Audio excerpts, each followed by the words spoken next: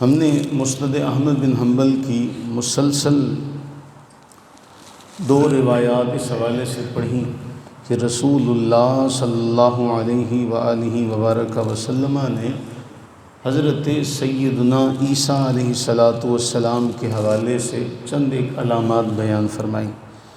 اگلی جو حدیث ہے آج کی حدیث نمبر ہے 7680۔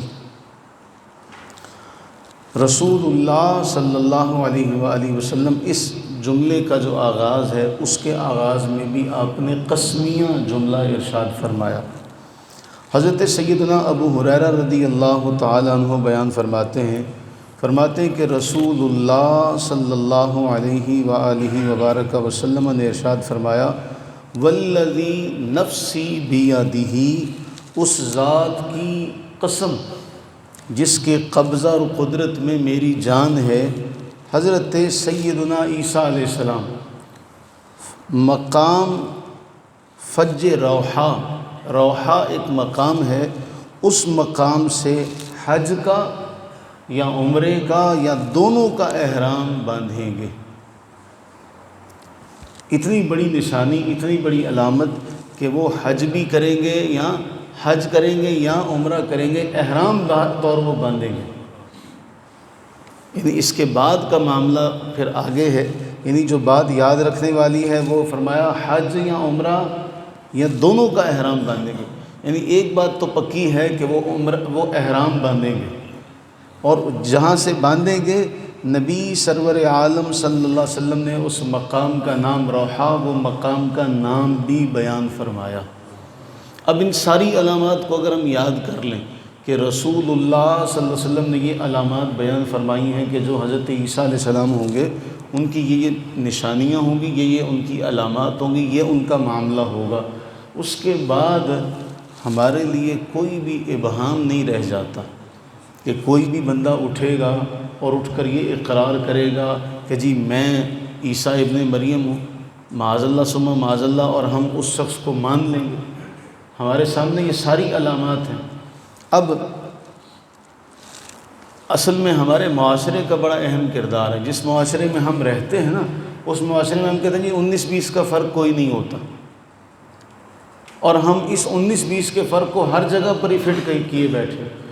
جو معاملہ نبی علیہ السلام نے بیان فرمایا اس میں بھی ہم نے یہی ڈال دیا کہ کوئی نہیں یار، یہ 2-3 علامات تو پوری آتی ہیں نا اس میں، چلو اس کو بھی اپنی طرف سے ڈھیل دے دو۔ اسی طرح مقام ولایت کہ حضرت جو ولی ہے اس کا مقام کیا ہوگا، سیدی اعلیٰ حضرت نے فتاوی رضویہ میں وہ ساری علامات بیان فرمائی۔ اب ہمیں کم از کم یہ تو معلوم ہونا چاہیے کہ اللہ کا ولی وہی ہو سکتا ہے جو اللہ کے محبوب صلی اللہ علیہ وسلم کی علامات جو ہیں، جو طریقہ ہے، جو آپ کی سنت ہے، وہ اس کے مطابق پورا ہو۔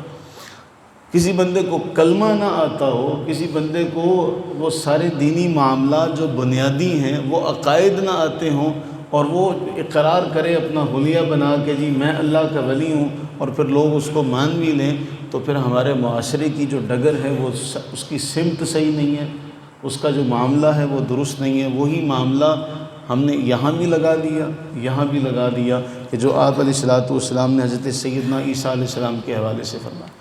تو ہمیں ساری علامات بیان کر دی گئیں کہ ان کے کپڑوں کا رنگ کیا ہوگا، کہاں وہ اتریں گے، جب وہ اتریں گے اس کی نشانی کیا ہوگی، اس کا معاملہ کیا ہوگا، پھر آگے امام مہدی کے ساتھ کیا معاملہ ہوگا۔ اب یہاں یہ بات واضح ہو گئی کہ حضرت عیسیٰ علیہ السلام اور امام مہدی یہ دو الگ الگ شخصیات ہیں، ایک ہی شخصیت نہیں ہے، اس کی بھی نفی ہو گئی۔ تو یہ ہمارے لیے ایک بہت بڑا آئینہ ہے، ہم اس آئینے کو یاد رکھیں، ان علامات کو یاد رکھیں، تو پھر امت کو کوئی بھی گمراہ نہیں کر سکتا۔ اللہ تعالیٰ سے دعا فرمائیں کہ اللہ تعالیٰ ان علامات کو یاد رکھنے کی توفیق عطا فرمائے، ہم ان نسلوں، اپنے آنے والی نسلوں کو یہ علامات بتا کر جائیں کہ بچوں نبی صلی اللہ علیہ وآلہ وسلم نے یہ علامات بیان فرمائی۔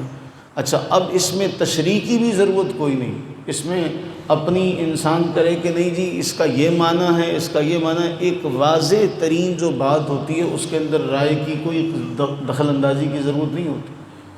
یہاں کوئی ایسا جملہ تو نہیں جس کی کوئی تشریح کی ضرورت ہو، جس کی ہم تعویل کریں۔ ہر جملے کی تعویل نہیں کی جاتی، جو جملہ ظاہری ہوتا ہے اس کو تعویل سے دور رکھا جاتا ہے۔ تعویل کی ضرورت تو وہاں پیش آتی ہے کہ جہاں معاملہ مبہم ہو، یہاں تو معاملہ مبہم نہیں ہے۔ وہ پہلے آئے ہیں، ان کی والدہ کا نام بھی سب کو معلوم ہے، جگہ کا نام بھی متعین کر دیا گیا، ان کی شخصیت کا متعین جو ہے اس کو بھی بیان کر دیا گیا۔ یہ سارے باتیں ہیں۔ اللہ تعالی ہمیں ان ساری باتوں کو یاد رکھنے کی توفیق عطا فرمائے۔ یہ ایک بہت بڑا علمی ورثہ ہے، اس علمی ورثے کو آنے والی نسلوں تک اسی طرح سے پہنچانا ہماری ذمہ داری ہے۔ اللہ تعالی ہمیں اس ذمہ داری کو صحیح طور پر ادا کرنا نصیب فرمائے۔ آمین ثم آمین۔